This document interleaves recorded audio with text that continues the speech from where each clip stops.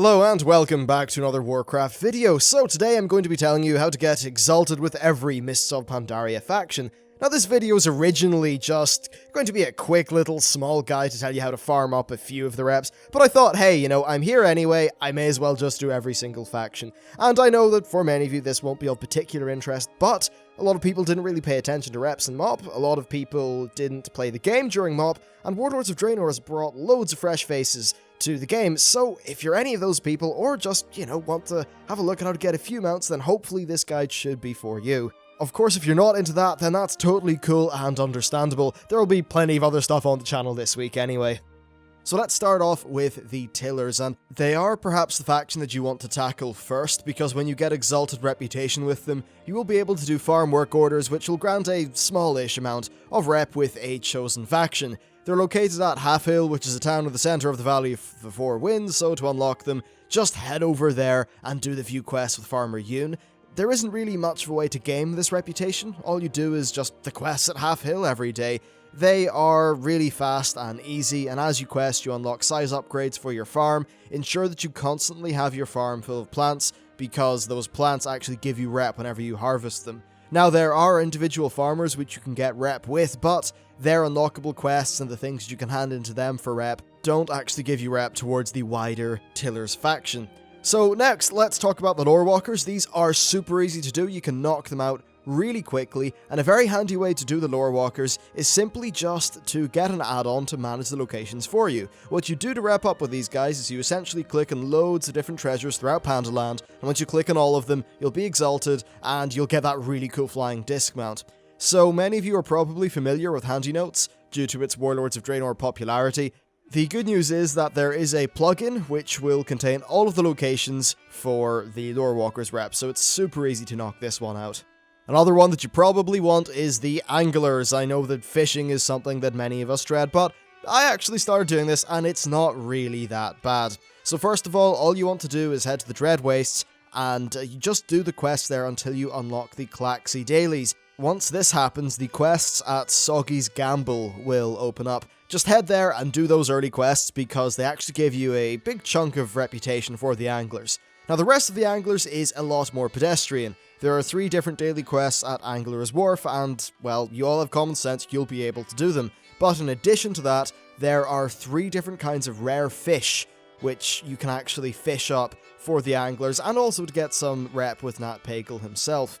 You don't need fishing skill for this, which is also quite nice. So I'm going to go through the 3 fish and then flash up some maps which will tell you what locations they come from. Essentially, the Flying Gorumi drop from the freshwater pools, then the Mimic Octopus will drop from seawater pools, and the Spinefish will drop from any Sha-related waters. They are all just on the map locations though. Also, every day you can head to a fishing NPC called Ben of the Booming Voice near Half Hill in the Valley of the Four Winds. When you talk to him, you'll get a dialogue option for him to show you a fishing location on the map.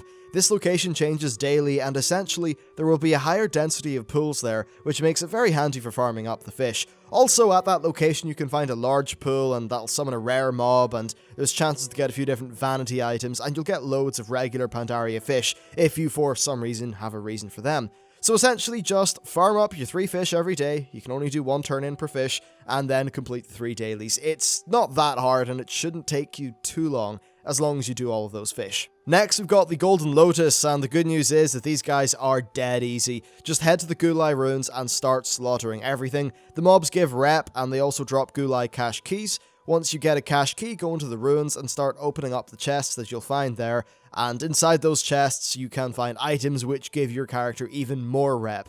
They're also account-wide, which is very nice. Now this spot can actually be farmed for 3,000 to 5,000 gold per hour by a tailor, and I think that video should be out on my channel at this point.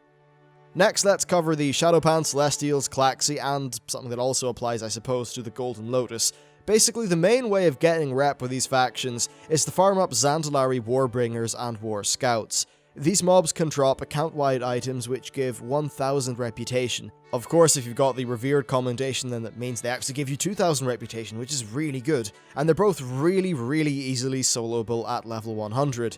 The respawn rate seems to be between 45 minutes and 1 hour, so doing a circle of Pandaria, covering all the locations, is probably the best way to farm these guys. Though if you want to be really serious about it, you could plant a character at each spawn point, then log into one, check if it's there, log into another, and just keep on cycling through them, though I could imagine that getting very tedious. Now, the War Scouts are close to the Warbringer spawns, but they actually do go on a larger patrol path. I recommend getting a add-on called NPC Scan or something similar to alert you when a nearby rare mob is there, which of course will cover the War Scouts and Warbringers. This, in my experience though, is actually slightly more annoying after 6.0. Essentially, Warlords of Draenor made Pandaria a cross-realm zone. That means that people from other realms will kind of be merged in to make sure that it always feels like it's got a nice population. And that's fine, yeah, it makes the world seem a little bit more populous, but if you're trying to farm rare mobs, it really sucks. Now, other than that, of course, each faction does have its own quests. I'll show you the location of their hubs, but I'll leave the actual questing to you because you're all smart people and you can work it out for yourselves. Essentially though, there's no real way to game any of these factions other than farming up that Golden Lotus rep super quick. You will find breadcrumb quests at the Veiled Cities which will take you to the various locations for these factions.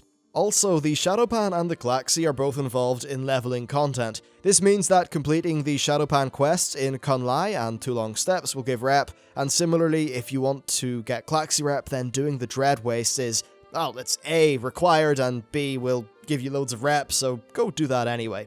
Next, let's cover the Order of the Cloud Serpent. This is actually quite easy to get now. You can go to the Arboretum in the Jade Forest and just do all the quests there and farm up the eggs on the island. I'll throw up a map for that if you're really interested. But perhaps an easier way of doing that is just to head to the Timeless Isle and farm up the Cloud Serpents there. These Cloud Serpents drop eggs which can be turned in for 1,000 reputation at the Arboretum, again in the Jade Forest. This is a very fast way of grinding them. I find that the drop rate is roughly 1 in 5, so it's very easy to do. The mobs are simple, they spawn pretty fast, you shouldn't have much of trouble really doing that. And while we are on the topic of the Timeless Isle, let's cover Xiaohao. This one is really simple, just grind the mobs. The lower Ordon area is probably the best for this. Lots of mobs spawn there with a very high spawn rate.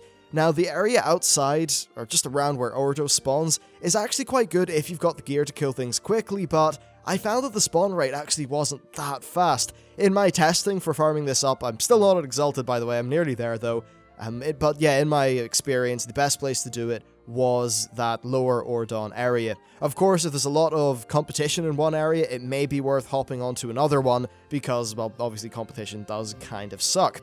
Additionally, if you have farmed your way up to Exalted and have found that you don't somehow have enough timeless coins, then farming the Gulp Frogs is actually, well, at least in 5.4, that was the way to do it. And I'm going to assume that with the crazy sort of speed at which we can kill things now, that will be even more powerful. Just make sure you don't get 10 stacks of the debuff because you will drop dead instantly if you do. Next, it's time for the Shadowpan Assault. I'm not really sure why you really want to do this because it doesn't have a mount or anything like that, but there is an achievement, so if you want this, just head to the Throne of Thunder and, well, or the Isle of Thunder even, and then head into the Throne of Thunder raid. You can get to just before friendly by trash farming, so just run in, kill all this trash at the start, and then reset the instance. But after that, you will need to kill the bosses, and the bosses give, if memory serves, about 250 reputation for killing them. Now, most of this can be soloed on 10 normal currently if you've got very good gear, but personally I have actually found the Council of Elders to be quite a roadblock, even at 678 gear. I'd say that for the vast majority of people, getting 2 or 3 decently geared Warlords of Draenor characters will be enough to do this with ease, so try to grab a friend or maybe list the group in the pre-made group finder. Now, there are also a few quests which are located at their main quest hub. They involve using Shanxi ritual stones to summon in bosses, and those stones come from killing the rares that are on the isle, so get the quest, get the stones, go kill some of the rares, grab the stones, then use the stones to summon the thing, and it's very simple, just follow the flow of the quests. While you're on the Timeless Isle, you can also get started on the Kirintor Offensive / whatever the Horde one is called. These factions are pretty easy to do. First, just do all of the dailies, the breadcrumb quests for them appear, I believe, at the Vale. If not, you can also find them at the Shadowpan Garrison place in Too Long Steps. Anyway, after you start doing those quests, what you can try to do is farm up tattered historical parchments. These are located in the chests from the Trove of the Thunder King. Despite the key to get into that trove reportedly being removed from the game, it's actually still possible to get one inside the arcane troves that you get from your final daily quest. So if you are lucky enough to get one of those, then hop into the Palace of Lei Shen, grab as much as you can, then use the parchments to purchase bind on account reputation tokens from the quartermaster. It's best to hold off any of these, I suppose rather rare tattered parchments until you hit revered, as at that point you will have the 100% reputation buff. Still, without there being an easy way to get the tattered parchments, this is a considerably longer slog to get. Next, let's quickly cover the Operation Shield Wall / Dominance, whatever the thing, quests. They're the ones from patch 5.1. This is really simple. Get the breadcrumb quest from your Vale City, then follow the quests and establish the base and do the dailies. Horde are pretty simple. However, once the dailies are done, farm up 30 commissions, and then head to the beast, arena thingy. You'll see it on your map, super simple. Then, buy one of the items from the vendor, do the associated quest. At the end of the quest, summon the beast when you are back at that vendor, and kill it. You'll get 200 rep, and it can be done once per day. So that's the slight optimization that you can make. And then finally, you can just finish off the Veil of Eternal Blossoms to get the Jinyu and Hosen rep up to Exalted if you, I suppose, just want to fill up that bar for the sheer hell of it.